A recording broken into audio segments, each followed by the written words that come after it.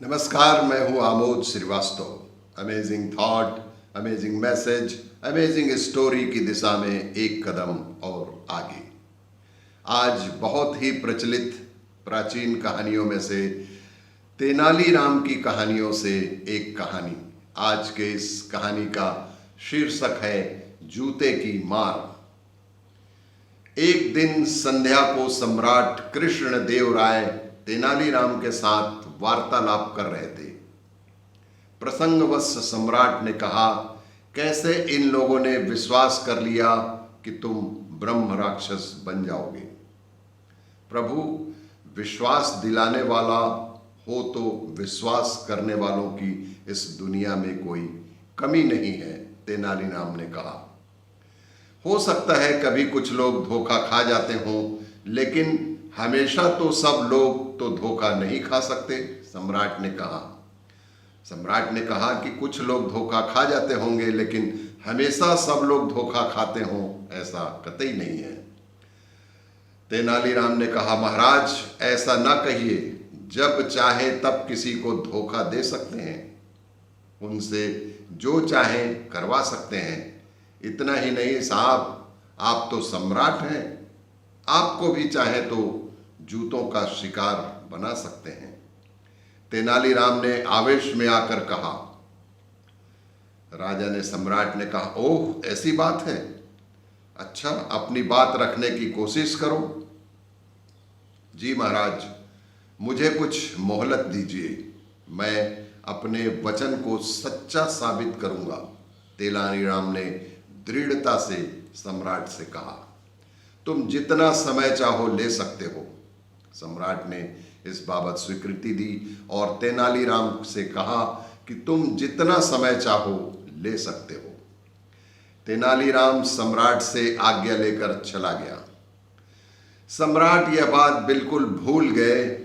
एक बार सम्राट अपने राज्य का पर्यटन करते हुए एक पहाड़ी गांव में पहुंचे।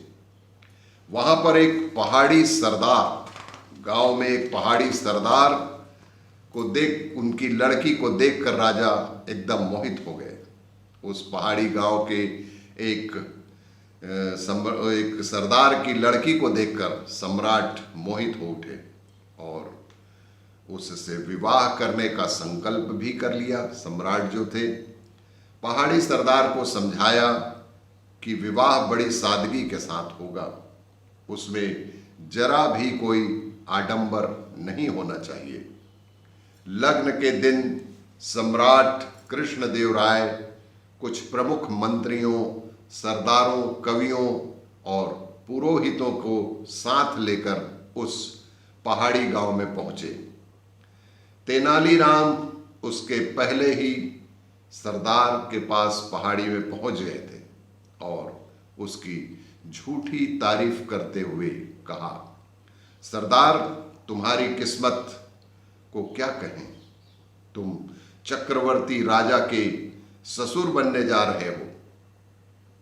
देखो, शादी के समय राज परिवार के आचार विचार आदि का पूरा पालन होना चाहिए, वरना राजा साहब नाराज हो जाएंगे।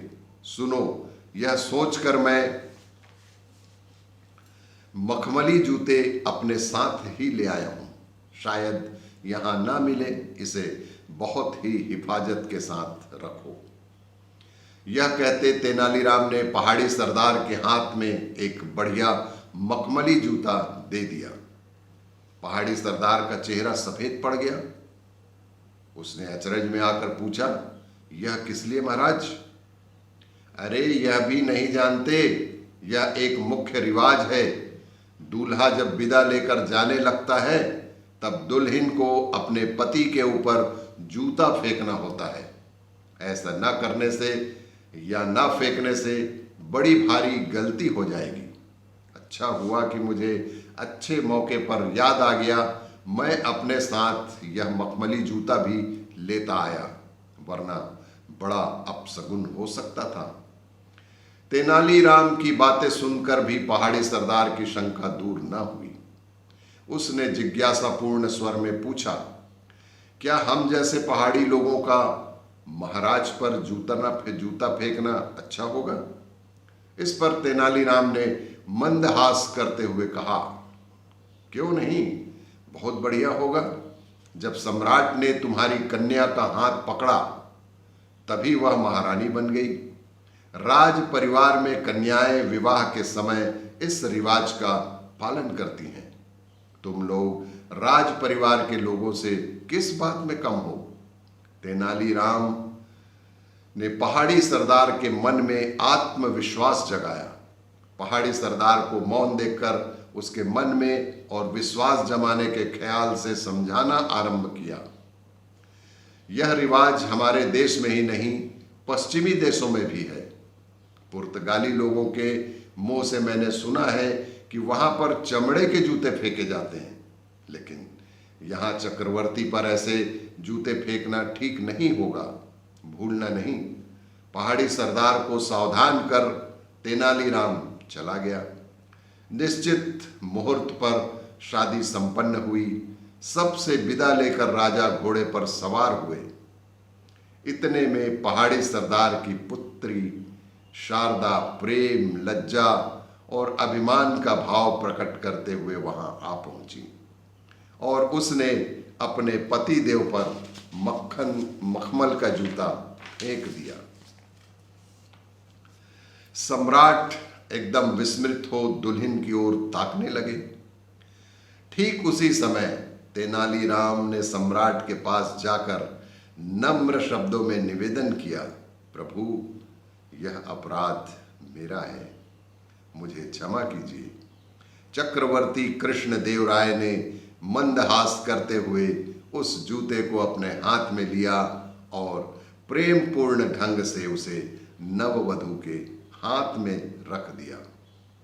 वधु ने विनीत स्वर में कहा, प्रभु, मैं आपके वंश की रीति का पालन किया है। वधु ने विनीत स्वर में कहा कि प्रभु, मैंने आपके वंश की रीति का पालन किया है, क्षमा प्रार्थनी हूं। विजयनगर पहुंचने पर तेनालीराम के मुंह सारी कहानी सुनकर सम्राट ने कहा कि तुम्हारा कथन बिल्कुल सही है। बेवकूफ की कमी नहीं, वे सदा हैं और सब जगह उपस्थित रहते हैं। यह कहते हुए सम्राट हंस पड़े। तेनालीराम ने उनके स्वर में स्वर मिला दिया। और भी इसी तरह की कहानियों के लिए देखते रहिए मेरा वीडियो। लाइक करें, शेयर करें और सब्सक्राइब अवश्य करें। धन्यवाद।